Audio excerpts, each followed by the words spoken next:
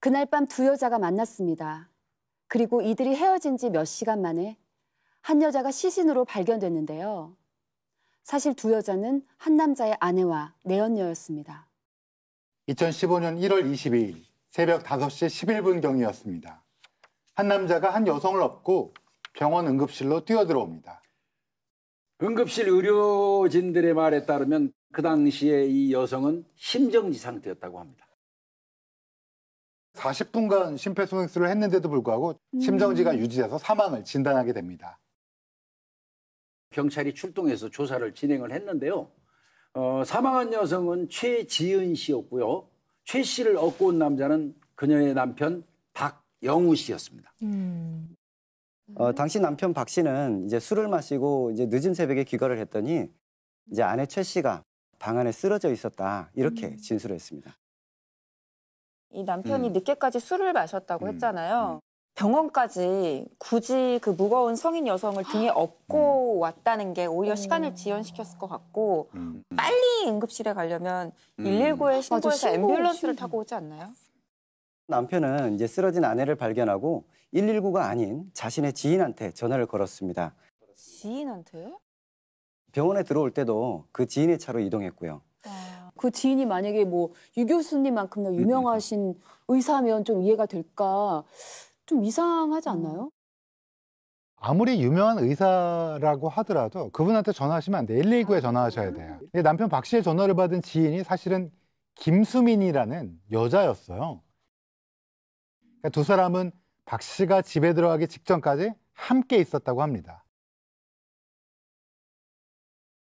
네? 근데 잠깐만요. 그 유부남이잖아요. 네. 근데 그 늦은 시간까지 여자랑 함께 있었다. 이거 갈수록 좀 더 이상한데요? 예, 사실 이 두 사람은 내연 관계였습니다. 그럴 줄 알았어요. 예. 네. 같이 이동한 거죠? 그 내연녀가? 맞습니다. 야. 이게 그 병원에 도착하기 전에 두 사람의 행적인데요. 네. 남편 박 씨가 쓰러진 최 씨를 발견한 지 약 28분이 지나고서야 병원으로 향했던 겁니다. 네, 검시관님께서는 당시에 현장에 직접 출동하셨는데 당시 상황이 어땠어요? 2015년 1월 20일 새벽 5시쯤 신고가 들어오자마자 병원으로 출동을 하였는데요. 이분 같은 경우는 얼굴에 피가 묻어 있었는데 이건 의료진이 심폐소생술을 하다가 코나 입에서 난 것으로 보였고요. 자세히 보면 입술 안쪽 점막 부분의 색이 유독 진하다는 걸 확인하실 수 있습니다. 이건 보통 사후 건조의 가능성으로 볼 수 있는 부분인데요. 이분 같은 경우는 다른 사후 현상을 종합해 봤을 때 사망한 지가 얼마 되지 않았습니다. 그럼 이 시신의 입술 건조가 저 정도로 진행되지 않는 게 일반적인 상식이거든요. 최 씨의 입술은 제 경험상 뭔가에 데인 듯한 느낌, 일반적으로 말하는 화학적 화상이나 부식성 변화로 보였습니다. 네. 제가 형사님들께 뭔가 이상하다, 자살인지 타살인지 현장에서 직접 확인해 봐야 한다고 하면서 빨리 집에 가야 한다고 요청을 드렸습니다. 도착해보니 어떻던가요? 방에는 소주병 하나가 덩그러니 놓여 있었습니다. 술이 반절 정도 남아 있었는데 성분 감정 의뢰를 보냈고요. 또한 방 안에 있던 이불을 들춰봤더니 베개 끄트머리에 묻은 피가 살짝 보였습니다. 베개를 깨물면서 피를 토한 것 같았습니다. 이빨 자국 있네. 그럼 부검도 해봐야 되는 거 아닌가요? 부검할 때 보니까 위 점막에 출혈이 있고 녹색 빛으로 변해 있더라고요. 위를 절개하는 순간 시큼한 냄새도 훅 올라왔습니다. 원래 그 청산 관련 그 물질이 액체가 되면 알칼리성을 띠어요. 그래서 점막 같은 게 탄 듯이 이렇게 데이는 거예요. 이게 그래서 피가 나오는 거고 네. 그 냄새는 이제 그 산이랑 섞이면서 청산이 이렇게 뿜어져 나오는 냄새가 약간 복숭아씨. 이거 경험이 있는 사람만 알 수 있는 거예요. 네. 정밀 검사 결과에서도 청산가리가 검출이 되었습니다. 아, 맞구나. 그리고 집안에서 발견된 소주병이 있었잖아요. 그 소주병에 남아있던 소주에서도 청산가리가 검출되었습니다. 경찰 조사가 시작되자 이 남편 박 씨와 이 내연녀 김 씨는 최 씨가 청산가리를 먹고 자살한 것 같다 이렇게 주장을 했는데요. 바람난 남편이랑 내연녀 말인데 이걸 어떻게 믿습니까? 근데 궁금한 게 이 대체 이 박 씨와 이 내연녀가 어떻게 만난 건가요? 이 두 사람은 2014년 2월경에 네. 초등학교 동창회에서 만났습니다. 어. 약 한 달 뒤에 두 사람은 내연 관계가 되기 시작했는데요. 그런데 막상 내연 관계가 시작되자 박 씨보다 내연녀 김 씨가 더 적극적이었다고 하는데요. 2014년 9월 박 씨의 아내 최 씨에게 두 사람의 내연 관계를 알리기로 결심하고 실행에 옮깁니다. 그렇죠. 이 내연녀 김 씨는 이 박 씨와 둘이 있을 때 이 아내 최 씨와 통화 중인 박 씨한테 자꾸 일부러 말을 겁니다. 목소리 그래서 이 외도 사실을 알게끔 눈치채게끔 하려고 했던 거죠. 진짜 못돼 처먹은 거죠. 어딜 감히. 예. 야, 너무 뻔뻔한 것 같은데요? 하지만 가정을 지키기로 결심한 최 씨는 결국 남편을 용서하고 다시는 내연녀 김 씨와 만나지 않겠다는 약속을 받아냈습니다. 그날 저녁 박 씨는 김 씨에게 이별을 통보했고요. 문제는 김 씨였습니다. 박 씨의 이별 메시지를 받은 내연녀 김 씨가 격분합니다. 네, 김 씨는 이제 박 씨와 함께 다녀온 해외여행 사진이라든지 이 박 씨의 알몸 사진 이런 것들을 이 최 씨의 휴대폰으로 전송을 하고요. 내연녀 김 씨가 부부의 집 근처로 찾아가서 직접 아내 최 씨를 만났어요. 왜 만나? 나는 당신 남편과 헤어질 수 없다는 억지를 쓰고는 그날 밤 자살 소송까지 벌여요. 이거 약간 쇼 아닙니까? 자살도 쇼 아니에요? 네, 그런데 이 여자 포기를 못 합니다. 김 씨의 어머니가 이제 박 씨를 찾아와서는 박 씨의 아이를 또 임신했다 낙태한 그런 적도 있으니까 다 책임져라 이런 식으로 얘기를 했다는 거예요. 진짜. 결국은 아내 최 씨가 마지막 수단으로 내연녀 김 씨에게 돈을 보냅니다. 네? 살던 집을 담보로 대출받은 3억 5천만 원을 계좌로 송금했어요. 보통의 금액 같아요. 차라리 그 돈 가져가고 제발 떨어져만 나가라. 집요하게 버티던 이 내연녀도 앞으로는 더 이상 문제를 삼지 않겠다는 합의서에 이제 서명을 합니다. 그래서 일견 끝나는 걸로 보였어요. 아내 입장에서는 왜 여기에 동의했는지가 궁금해요. 네, 딸 때문이었습니다. 결혼 7년 만에 이제 시험관 시술로 어렵게 낳은 딸이었거든요. 당시 초등학생이었던 이 어린 딸을 위해서라면 뭐 아무리 고통스럽더라도 어떻게 해서든 이 가정을 유지하려고 했던 거죠. 이 박 씨하고 내연녀가 이제 둘이서 최 씨가 자살하려고 한 것 네. 같다 이런 말을 했었잖아요. 그렇게 어렵게 딸을 낳은 사람이 자살하겠습니까? 저는 자살이라고는 추호도 생각하지 않고요. 남편 박 씨거나 내연녀 김 씨거나 범인은 둘 중 하나일 것 같습니다. 혹은 두 사람이구나. 아내 최 씨가 사망하기 전 마지막으로 만났던 사람이 누굴까요? 내연녀인가요? 남편의 내연녀 김 씨였습니다.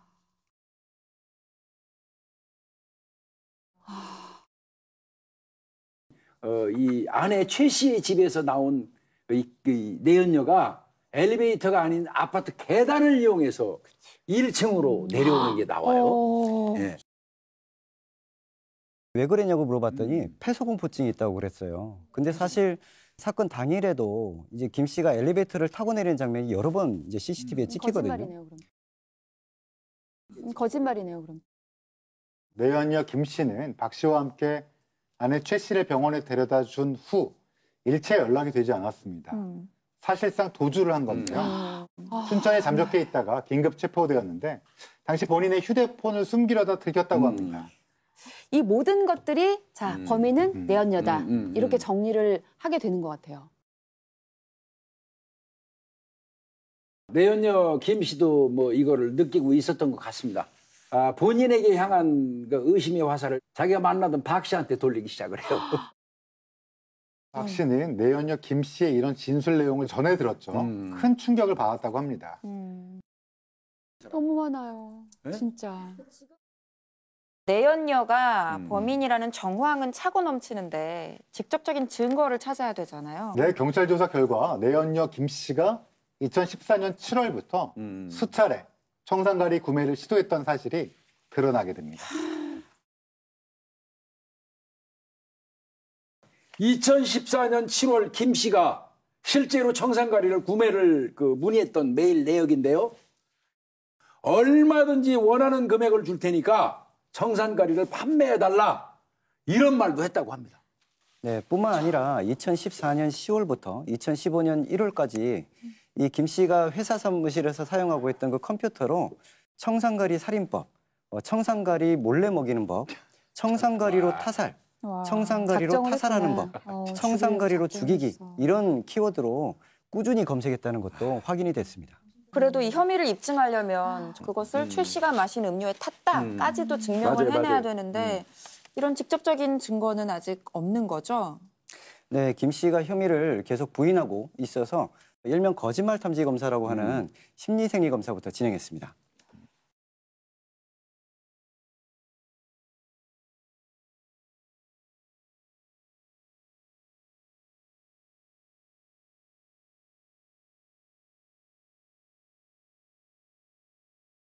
그 당시 소주에 청산가리를 넣은 사람은 당신입니까?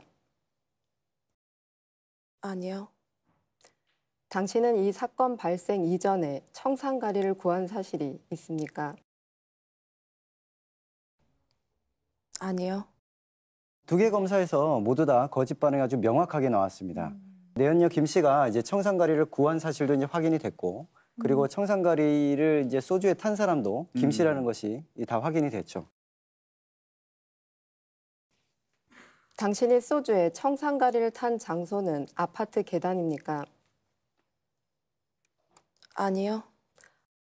당신의 집입니까? 아니요. 아파트 옥상입니까? 아니요. 피해자의 집입니까? 아니요. 당신의 차 아닙니까? 아니요. 지금 보시는 이제 주황색 그래프가 이제 그 피부 전기 반응인데요. 이제 땀의 분비량이라고 보시면 됩니다. 5번 구간에서 크게 증가하는 걸 볼 수가 있죠. 네네. 그러니까 차 안에서 소주에다가 청산가리를 탔을 가능성이 아주 농후한 거죠. 그날 최 씨와 술자리는 어떻게 마무리가 되었나요?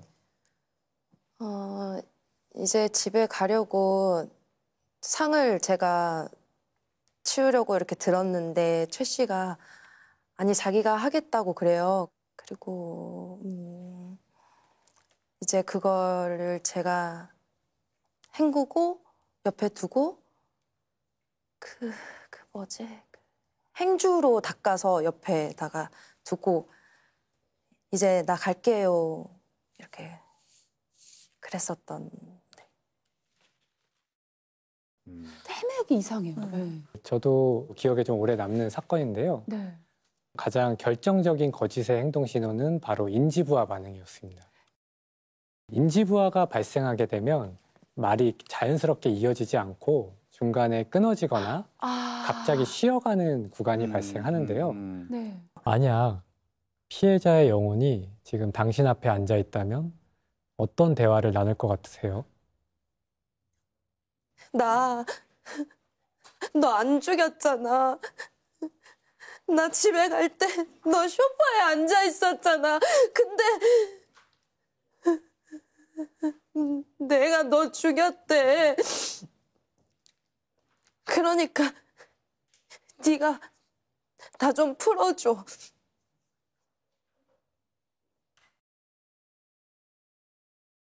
내연녀 김 씨는 자신에게 불리한 질문을 받으면 일단 눈을 감거나 고개를 숙이고 울먹이는 반응을 좀 자주 보였는데 이는 자신의 표정을 감추는 동시에 질문에 어떻게 답변할지를 미리 준비했던 것으로 보입니다.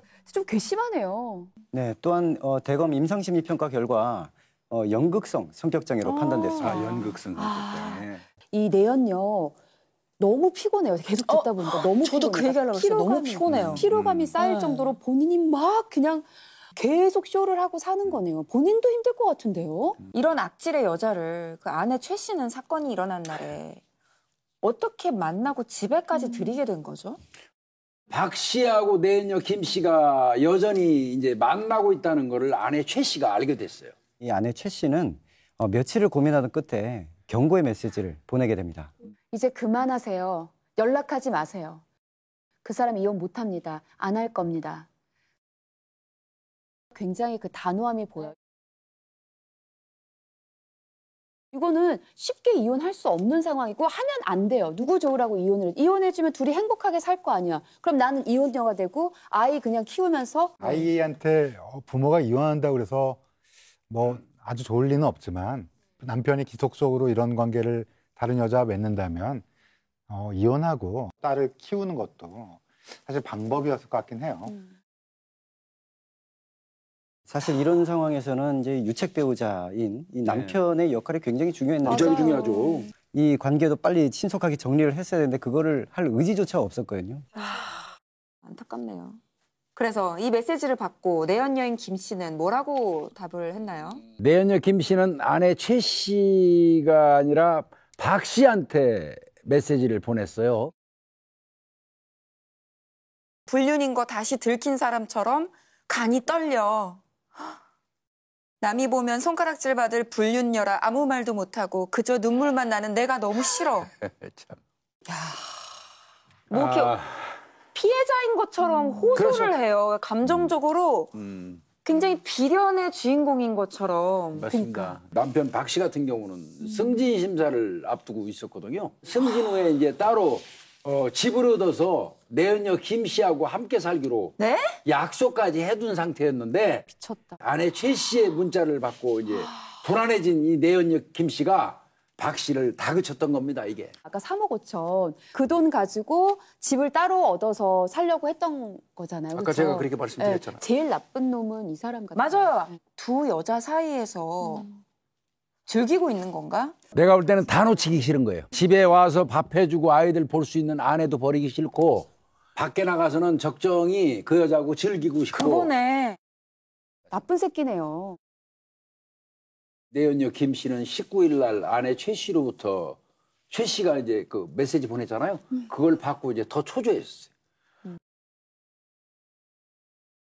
그래서 최 씨를 이제 살해하기로 마음을 먹고 이틀 뒤입니다. 21일 날 밤에 아내 최 씨 집으로 찾아갔던 겁니다. 박 씨가 자정에 있을 이 승진 발표를 기다리면서 회식을 하느라 그날 밤에 좀 늦을 예정이었거든요. 김 씨는 밤 10시쯤에 집 앞에 마트에 가서 소주 3병, 맥주 1병, 아몬드를 이제 구입을 하게 됩니다.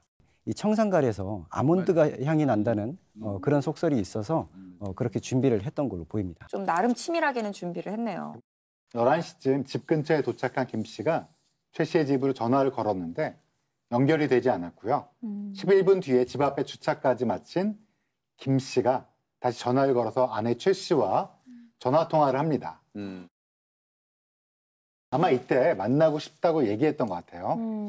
아내 최 씨가 이제 내연녀 김 씨하고 만나게 된 거는 밤 11시 37분경입니다. 네. 내연녀 김 씨의 차 안에서 얘기를 나누던 두 사람이 밤 11시 47분경에 같이 차에서 나와요.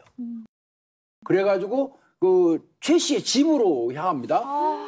이때 이제 아내 최 씨는 내연녀 이 김 씨가 산 술하고 그다음에 아몬드를 손에 들고 있었거든요. 그게 본인의 목숨을 뺏는 살인 도구가 될 거라고는 아마 상상도 못하고 같이 들고 간 거죠. 내연녀 김 씨는 아내 최 씨한테 나 당신 남편하고 헤어지겠다. 이런 말을 한 거였다고 합니다.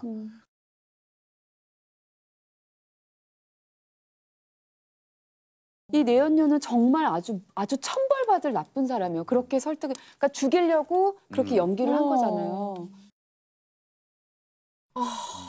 내연녀 김 씨가 이런 미신을 또 엄청나게 맹신하는 그런 사람이었던 것 같습니다.